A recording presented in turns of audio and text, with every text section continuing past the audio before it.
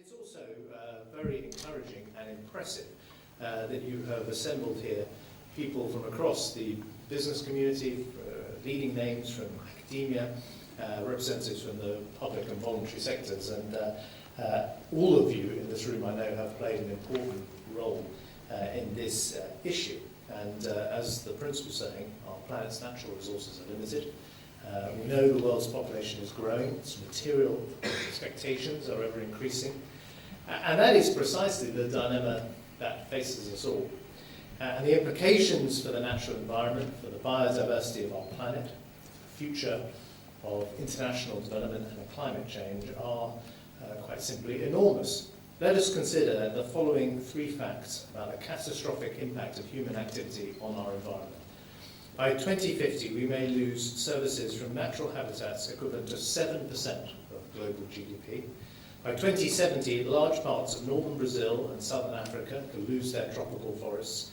And if this happens, global vegetation will no longer absorb carbon dioxide, but become a source of carbon. And by 2080, it is estimated that up to an additional 3 billion people could suffer increased problems accessing clean water, as sea levels are expected to rise by 60 centimetres. So the task is clear, and dealing with these problems will be the greatest challenge of our generation, as well as the generations that come after us. And I believe it's no exaggeration to say that the Accounting for Sustainability project represents a crucial step towards helping us understand the impact of human activity on the natural environment.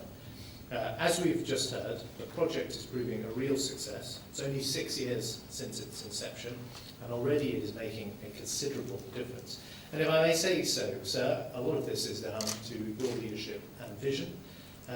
And you have been a consistent and untiring voice arguing for the importance of sustainability and calling for the protection of our natural resources.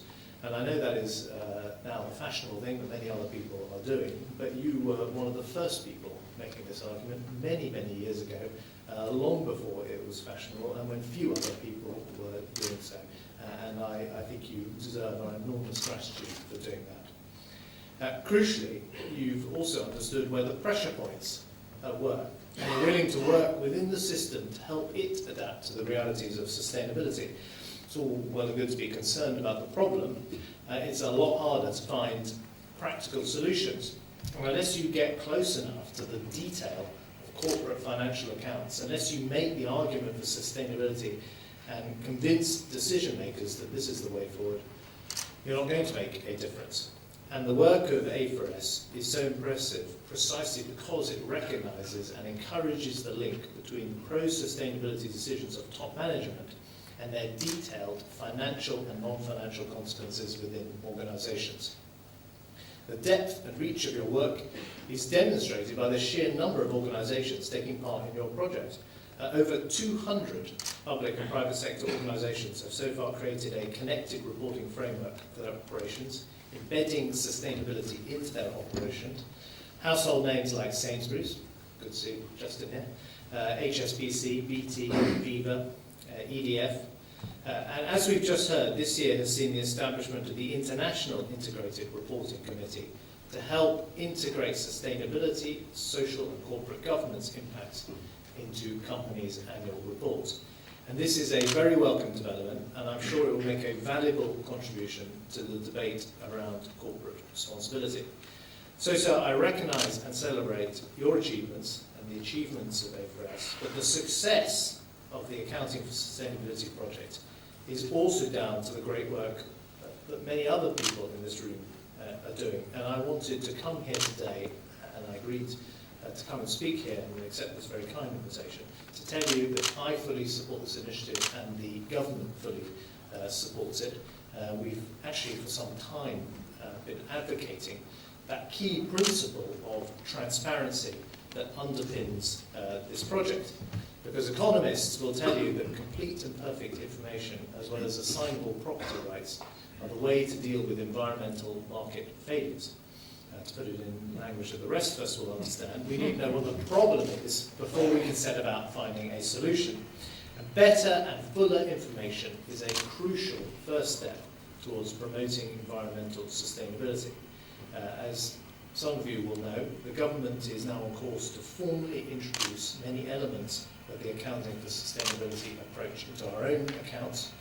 We've benefited from an exchange of views and expertise between A4S and the Treasury. Your excellent project director, Jessica Fries, has been a member of the steering group helping the public sector put together the guidance on how to implement sustainability reporting requirements.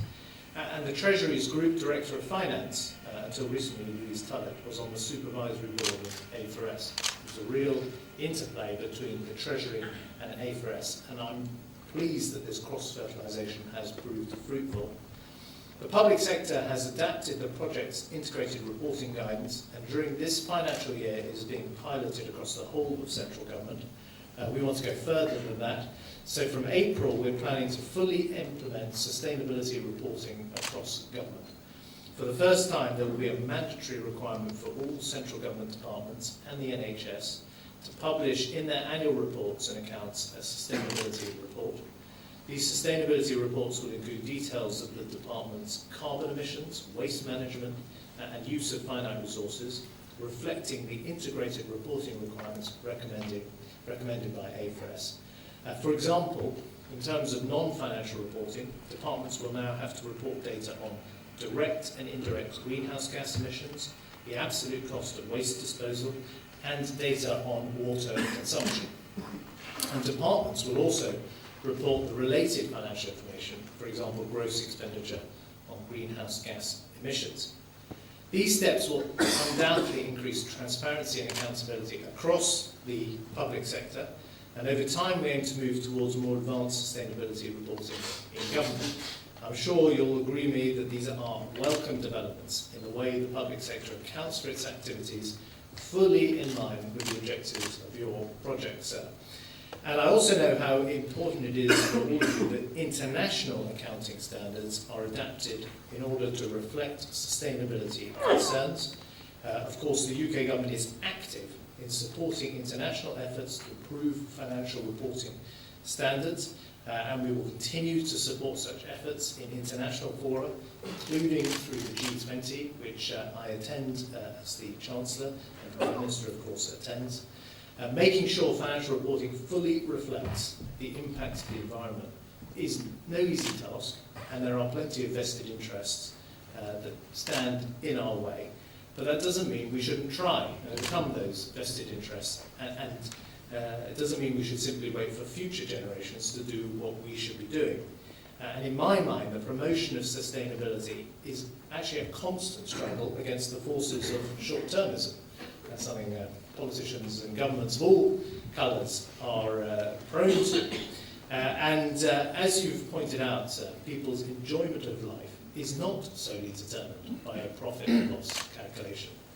Of course, at times like this, as we exit recession, we're in recovery, people are naturally focused on their livelihoods and their material well-being, and that's understandable, and of course we mustn't lose focus on that. We all, however, love and enjoy the natural environment in which we live, and we need to protect that as well. And each in our own way, and with our own resources, must do what we can to further this cause.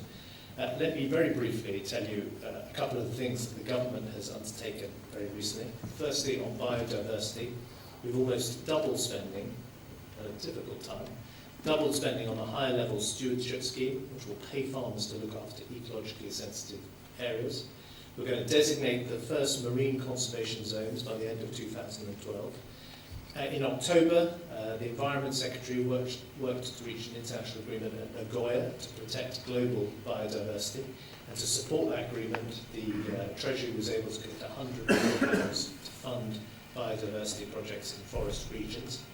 In the spring, we're going to publish the Natural Environment White Paper. That's the first such paper for 20 years. And it'll include measures to protect wildlife and analyse the state of our natural asset base and value natural capital as part of complementing the national accounts. But of course, protection alone can't be the complete answer. We also need to lessen the impact of human activity on the natural environment. In just a few months, we've put in place, I believe, the foundations of a pretty ambitious green agenda.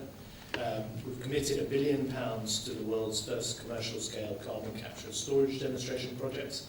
We're investing in the development and manufacturing of offshore wind technology. We've committed at least £1 billion, and actually I hope more, to a green investment bank. And we want Britain to be a leader of the new green global economy. And indeed tomorrow, and it's opportune that we're having a discussion today, we are going to launch a pretty radical consultation on the future operation of the electricity market to encourage more investment in renewables, carbon capture and storage and other low carbon energy generation. And it also, by the way, it's very easy to be gloomy about international agreements and the progress on the international front. Actually, although Cancun didn't go as far as many of us would have liked to, it did exceed expectations. It did more than people expected, with agreements on deeper mitigation targets for all developed countries, international assessment of the emerging market emissions, establishing a green climate fund, a new framework for dealing with deforestation, which is something I myself heard the Prince talk about at a Google Zeitgeist event about a year ago. We get around. So let me just conclude by saying, of course, when it comes to the natural environment, we face tremendous challenges. We can make a difference, we are making a difference in politics, in business, in the voluntary sector. It does call to our generation, given we've been given the foresight about the problems that are in store for us, to have the foresight and prescience to start thinking about the solutions, so that we can indeed leave to our children a safer and cleaner planet than the ones, than the planet that we inherited. So good luck with the project. Government's there to play its part as well. Thank you very much.